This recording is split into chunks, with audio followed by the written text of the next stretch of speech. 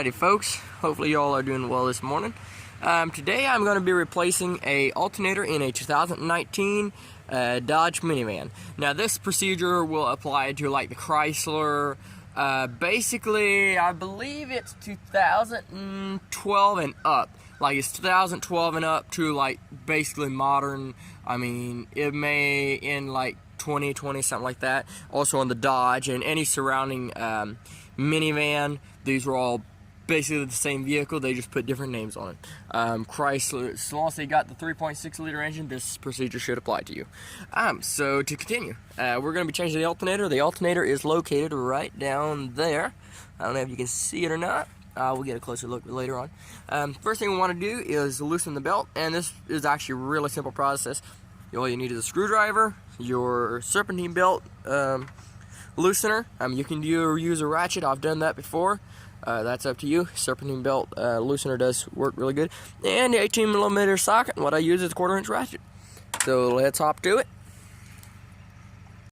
Okay, sorry guys I couldn't record all the parts of me taking it out, but I did get the alternator out. But let me explain to you what I kind of did. So here's the alternator is going to sit right down in there. I don't know. There's the AC compressor. The alternator is going to sit right here. Right over here, you got two. You can't really see it from here, but you got two mounting bolts that are going to be like right here, about right below where my fingers are, just pointing down there. Two mounting bolts there, and then further down here, if you can see that one, there will be a stud. Where is it again? I always lose it.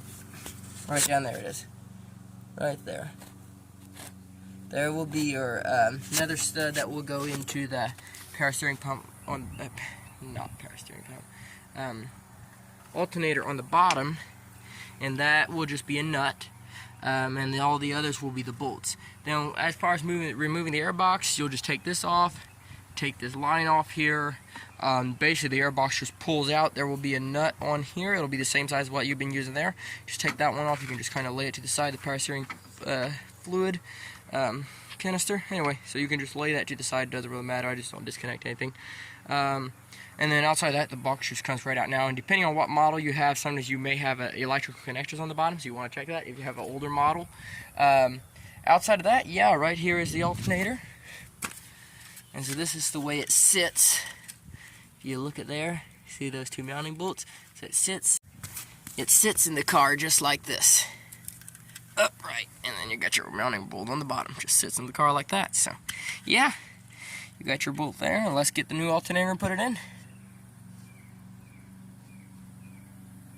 Okay folks, sorry about that, the camera cut off of me, but anyway, so I got the alternator down in there. As you can see, I already got one bolt in there. So here's the way this bolt looks. I got the nut already on the bottom side there. So yeah, you just take your bolt here, feed it in there,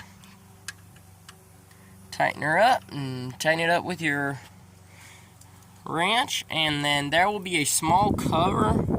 I do not have it here at the moment, but there will be a small cover that will go over this. You will see it when you take yours off.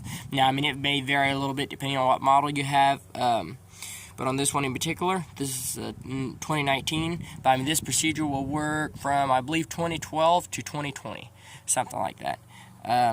So yeah, that thing is hand tight. I'm going to tighten it up with a ratchet later on. But yeah, then you will have a small cover that will just go into those two bolts there. Just slide up, and then you got your two nuts over here. And put those on, and then you start reassembling everything. That's always the good part. Thanks for watching, and you all have a blessed day.